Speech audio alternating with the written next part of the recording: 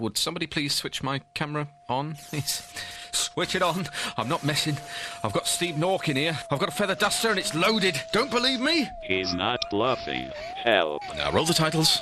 Oh my god. I said roll the titles. No. Don't make me do this. Not the duster. Har har har he hey he he.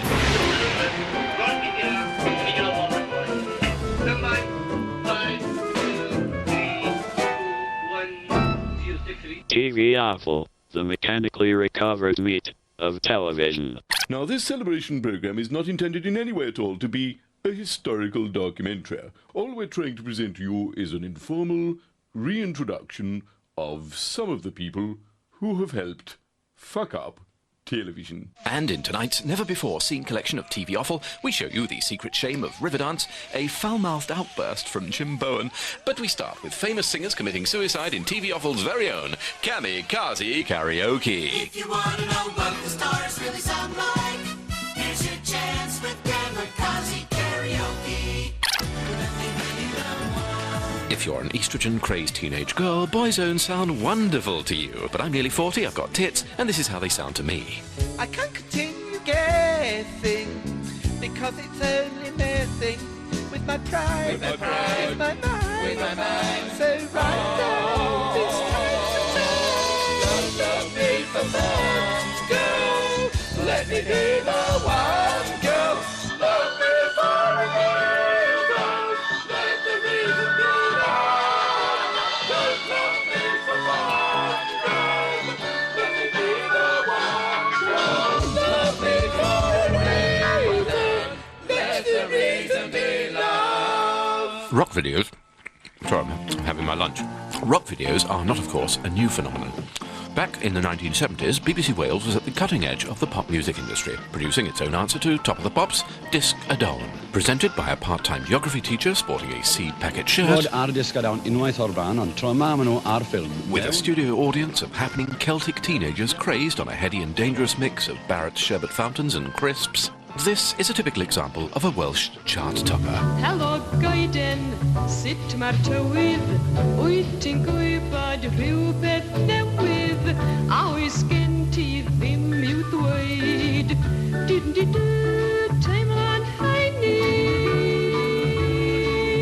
Don't mock it, kids. If you've got any Welsh blood inside you, this woman could be your mother. These poor people are dying. Talking of which changes tone of voice to sombre, it is with deep regret that we now interrupt this programme with an obituary. Another unexpected celebrity bites the dust. On TV, Offal's honest obituary. It was only this week that Noel Edmonds, still at the height of his powers, was busily displaying his unique comedic gifts, making hilarious gestures and covering members of the public in pink gunk. Born Noel Edmonds started his career by entertaining children. Then, due to a scheduling error in the early 80s, his infantile shows began to be transmitted in an adult time slot. With his streaked hair, his common touch, and his smug, self-assured manner. Hello, what's your name? Hello, Jackie. Edmonds was a family entertainer who never resorted to smutty schoolboy innuendo. And we all know how important it is to have your ghoulies comfortable. Somebody's fiddling with my knob. Some saw him as a stinking, slimy, down-market local rep from a package holiday firm. His critics were less kind.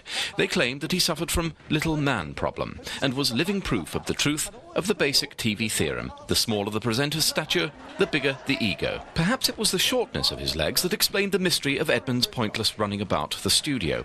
Some said it was simply another way of drawing attention to himself. Others wondered why he didn't just set off a few seconds earlier and just walk around like a normal person.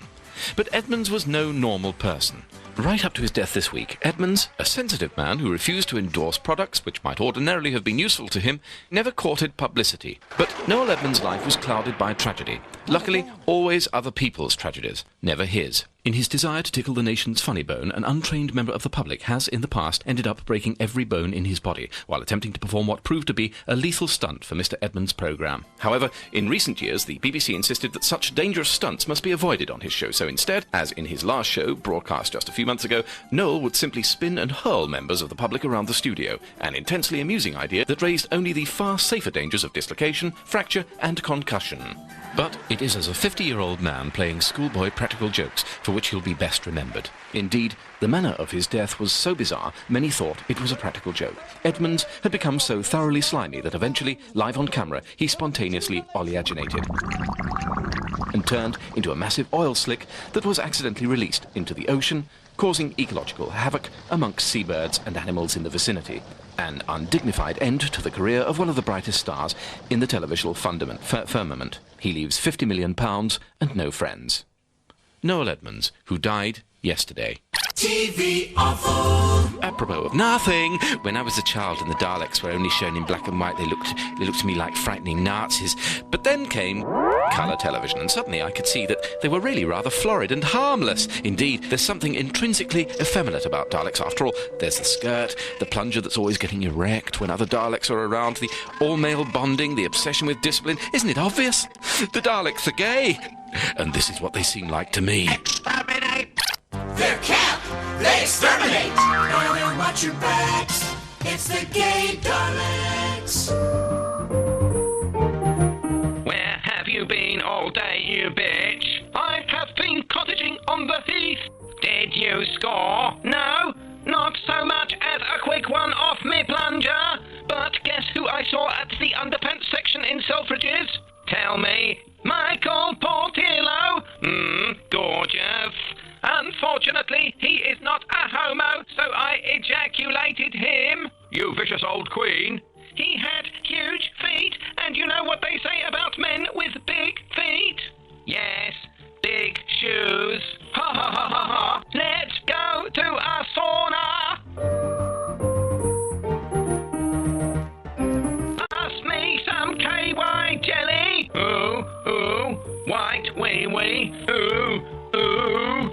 Ooh, YMCA, young man, YMCA. Join the Gay Daleks next time when they organise a giant open-air pop-up party at Clacton and go clubbing with Jason Donovan and Terry Waite. Young man, YMCA. Tantrums of the Week. Tantrum of the Week. This is QVC, whose viewers have an IQ of 3, and since it takes 2 to grunt, we're talking low. Low, low, low. As for the presenters, they're sad people who are unable to realise that life is just that little bit too short to be turning cucumbers into Mobius strips. And this is ex-Anglia TV announcer turned QVC star, Paul Lavers. He's just read a review that I'd written about him in that evening's newspaper. He's been brooding about it all night, and now he's throwing a tantrum in my direction at 2 a.m, little suspecting I'm watching and had my TV Offal video recorder running. I know what Victor Lewis Smith of the Evening Standard would be saying.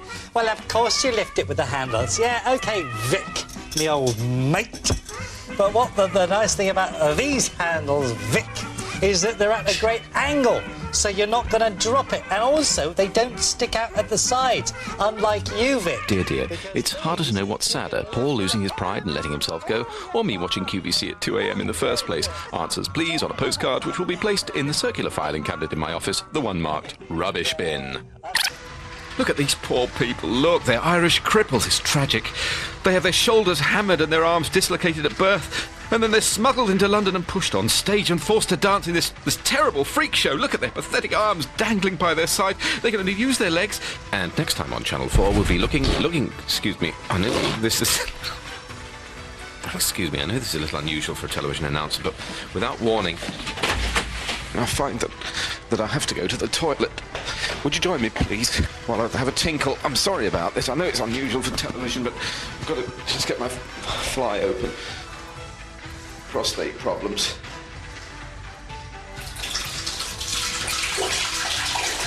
There you are. I'm having a wee-wee. I think this is a first on British television as well. And now it's time to show the secret films, the clips, the stars, hope we'd never see.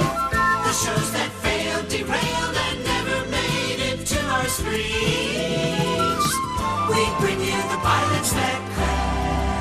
And welcome to fucking Bullseye. You're Andy, you're from Cockermouth. Is that where you live, or is it just your hobby? Just a hobby. I'll ask you again. Right. Name? Who keeps farting up there?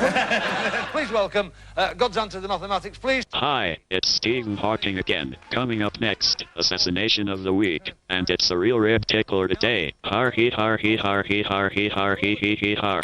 Assassination of the week. Did they live or are they worm food?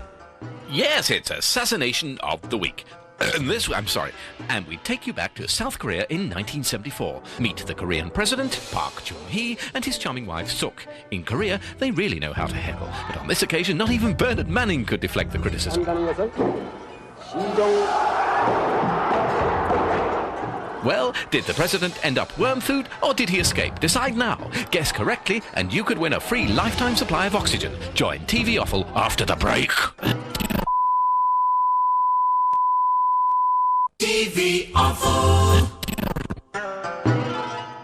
Welcome back to TV Offal. I'm sorry about that. Before the break, we asked you whether President Park Chung-hee was killed by the assassin's bullet and consequently moved out of office and into the Pine Bungalow. Watch closely. Gunman runs up, fires at the president, but oh dear, it's the president's wife who copped it. And would you believe it? The president, shaken but not stirred, is already back on his feet.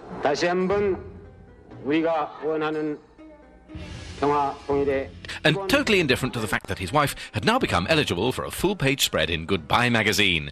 Next time we visit Japan for more vaudeville-style carnage. Kamikaze karaoke. This caterwauling fat bastard is obviously preparing well in advance for the advent of widescreen television. Tell you something, if you stink of Steradent and you've got blue-rinsed hair, he may sound like this to you, but this is how he sounds to me. Oh, night is early, quei belle night. Oh, sole mio, thy frontier tie. Oh, sole mio, thy frontier tell. Thy frontier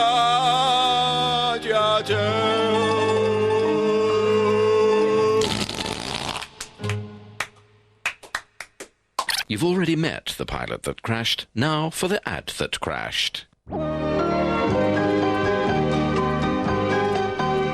perfection in wine, food and atmosphere, this must be the restaurant of your choice. Yes, Wine and Dine Her at the Criterion Steak and Lounge Bar. Prawn cocktails a speciality. Next, racism. We take you back to the days when bigoted gentlemen like this were in no way regarded as awful by television companies. The black man has a different set of standards, values, morals and principles. In many cases, their grandfathers were eating each other. Well, the lion doesn't change his spots in all that time. But look at it this way. They come over here. Where they go in, the houses become cesspits of dirt. Now, this is not inevitable. Very often. If a black man makes a lot of money, what do you find? Again, a lack of taste. He's flashy. He's very often arrogant. Have you got a daughter yourself? I have a daughter who is young, charming, intelligent, with taste and discrimination. Well, what would you feel if she said that she was going to marry a colored man? I should strongly advise her against it. I should give her all the practical reasons why not. I should ask her if she wanted to wake up in the morning and see a coffee-colored little imp on the pillow beside her, calling her mummy. If she did marry him, I should be bitterly disappointed. Are you implying that a half-caste is in any way mentally deficient? Definitely. Thankfully, television has come a long way since those days. Oh no! Oh, sod it! We have a fault. Oh, it seems that these are not the only colour bars in British television. Personally, I favoured the black and white colour bars. And come to that, the monochrome test cards and music. For example, who can forget Test Card A? I can. Anglia TV's Test Card B was considered too dangerously exciting for the viewers in the Norwich area and was replaced by Test Card C and D, which saw right through until the advent of colour and Test Card F. Lovely. But what, you are asking, ever happened to Test Card E? This is Test Card E. Ah, it's disgusting. TV Offal can reveal that it was withdrawn after only 3 minutes on the air. I mean, it's obvious why it was taken off. The chrominance is all over the end of the luminance. Next time, the TV Offal Night School history course will be looking back at TV clocks and recalling the BBC's great clock caption disaster of 1972, when, owing to a carelessly driven tea trolley, the entire nation glimpsed the hard-working BBC engineers. Fantasy programme of the week. What if Richard Baker were blind drunk at the last night of the proms? Which, of course, he wasn't. Good evening, and we welcome viewers around the world to the last night of the proms. I'm up in the gallery of the hall tonight, insulated, to some extent anyway, from the hubbub that's likely to go on down below. And the promenaders are here in force. A great chorus of unmarried misfits. In short, a lot of flag-waving, train-spotting, gawky, ugly bastards. Oh, God, look at the state of him. It's hard to believe it, isn't it, that out of 100,000 sperm, he was the quickest. It's someone who doesn't have a sense of humour, but he does have a pig on his head. If it weren't for pickpockets, his lot would have no sex life at all. Oh, dear. Oh, there's an ugly git. Oh, dear, there's another ugly git. Oh. I'm told to say that we're being joined by Japanese television tonight, who are revelling, no doubt, in the humiliating sight of a nation trapped in the 1920s, numbing ourselves to the reality that Britain is now an insignificant little pinprick somewhere off the coast of Western Europe. Well, I'm not pissed. I'm not pissed. TV awful, awful, TV awful, awful. As you doubtless already know, TV Offal's secret mission is to unearth rare and long-forgotten archive footage never viewed by anyone before. In the case of student television programmes, unseen footage is easy to find because no one was ever watching it in the first place. I'm sorry. Thanks to Mammoth Research, and this, by the way, is our researcher, Brian the Mammoth, we can now bring you television's answer to the Challenger Space Shuttle. GTV, Birmingham University Student Television, a station even blind people can appreciate because of this garish low-tech station ident. Put your hands near the pulsating screen, you can actually feel the glow. Go on, try, warm up your hands, go on, try. No, it's too late.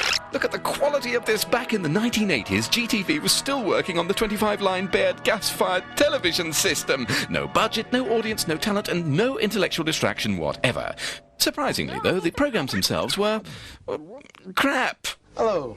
My name's Andrew. Think we found a juvenile Andy Peters? Sadly not. My thinking is this must be another Andrew. Yes, another one, I hear you say. And the first rule of current affair television is rule number 1. Always start with a simple, coherent searching question. What about something like, they're going to tell us a little bit about amnesty, which will be, Avina, I think I should say, oh gosh. Try that. They're going to tell us a little bit about amnesty, which will be, having it, I think I should say, oh gosh. First question I think I should ask is, I don't know anything about amnesty. I'm sorry, okay?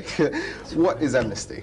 Amnesty is a apolitical organisation which works for the release... Nah, they've lost him. He's gone. The drawback of having a 3-millisecond attention span is it leaves you with an intellect rivalled only by garden tools. And the show's budget?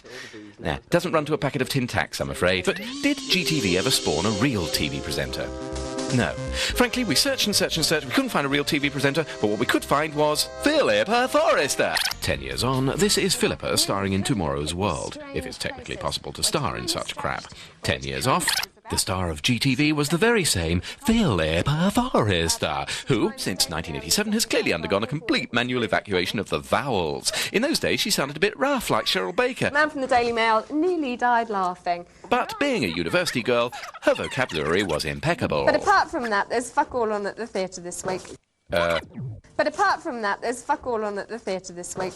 When I say impeccable, I mean she swore like a navvy with piles.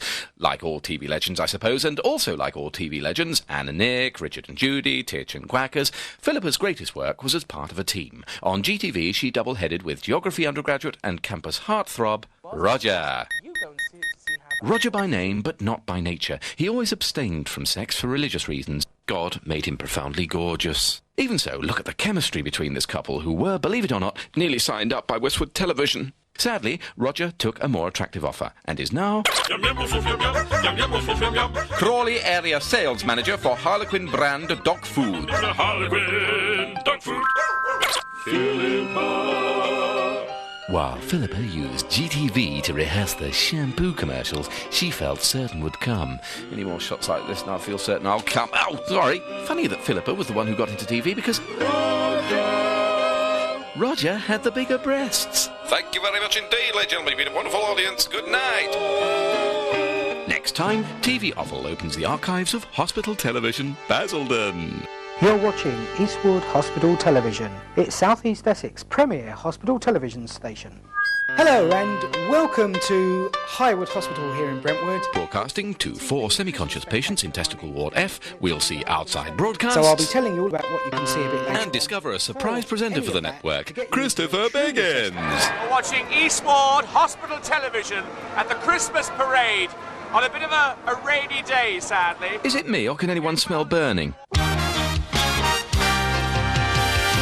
I know a guy who's made a packet from filming animals, what a racket. It's nice being Dave. He films animals giving head. It's nice being Dave. And he gets them shown before the watershed. The BBC claim they are education. In truth, they're snuff movies for the nation. Light entertainment, red and tooth and claw. Sex and violence and death and gore. Doggies and froggies and moggies too.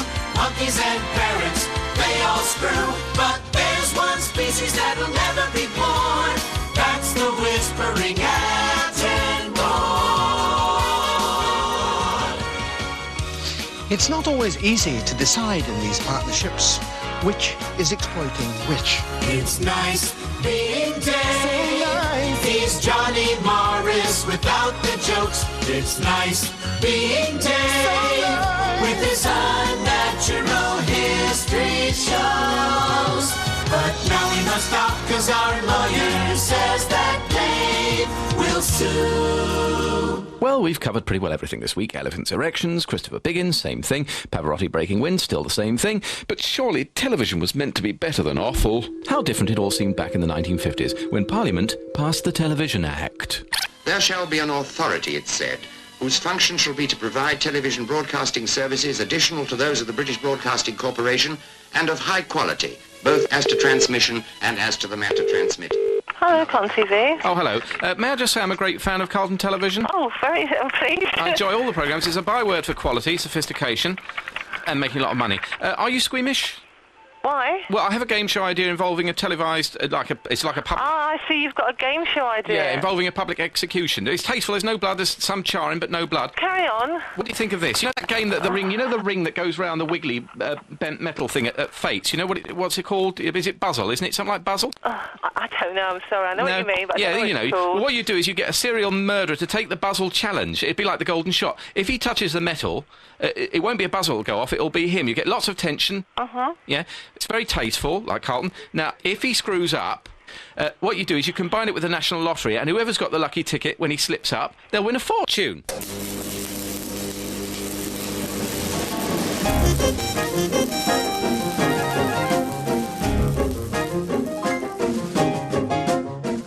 Well, after TV Offal, how about some prime rib from Chris Evans? TFI Friday is next on 4.